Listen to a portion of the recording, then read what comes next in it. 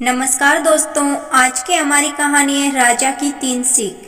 बहुत समय पहले की बात है। सुदूर दक्षिण में किसी प्रजापति राजा का राज्य था। राजा के 3 पुत्र थे।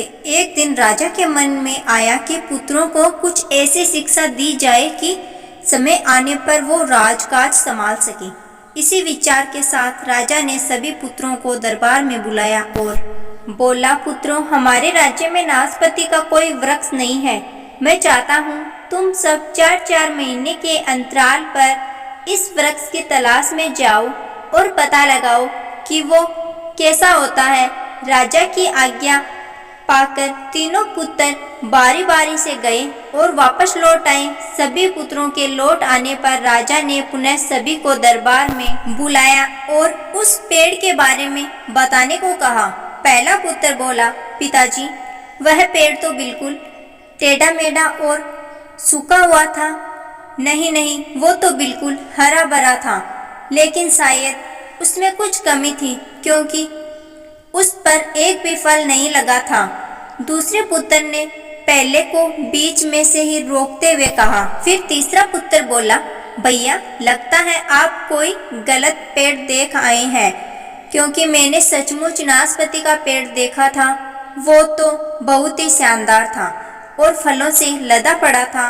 और तीनों पुत्र अपनी अपनी बात को लेकर आपस में विवाद करने लगे कि तभी राजा अपने सिंहासन से उठे और बोले, पुत्रों, तुम्हें आपस में बहस करने की कोई आवश्यकता नहीं है। दरअसल तुम तीनों ही वृक्ष का सही वर्णन कर रहे हो। मैंने जानबूझकर तुम्हें अलग अलग मौसम में वृक्ष खोजने भेजा था और तुमने जो देखा वो उस मौसम के अनुसार था। मैं चाहता हूँ कि इस अनुभव के आधार पर तुम 3 बातों को गांठ बांध लो। पहली, किसी चीज के बारे में सही और पूर्ण जानकारी चाहिए तो तुम्हें उसे लंबे समय तक देखना परखना चाहिए, फिर चाहे वो कोई विषय हो, वस्तु हो या फिर कोई व्यक्ति ही क्यों ना हो। दूसरी, हर मौसम एक जैसा नहीं होता।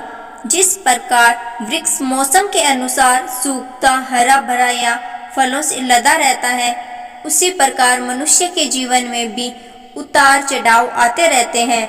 अतः अगर तुम कभी भी बुरे दौर से गुजर रहे हो तो अपनी हिम्मत और धैर्य बनाए रखो। समय अवश्य बदलता है। और तीसरी बात, अपनी बात को ही सही मानकर उस पर अड़े मत रहो। अपना दिमाग खोलो और दूसरों के विचारों को भी जानो। यह संसार ज्ञान से भरा पड़ा है। चाहकर भी तुम अकेले सारा ज्ञान अर्जित नहीं कर सकते। इसीलिए भ्रम की स्थिति में किसी ज्ञानी व्यक्ति से सलाह लेने में संकोच मत करो। आशा करती हूँ दोस्तों, आज की मेरी ये कहानी आप सभी को अच्छी लगी होगी। अगर कहानी अच्छी लगी है तो प्लीज़ चैनल को सब्सक्राइब जरूर कर लेना। धन्यवाद।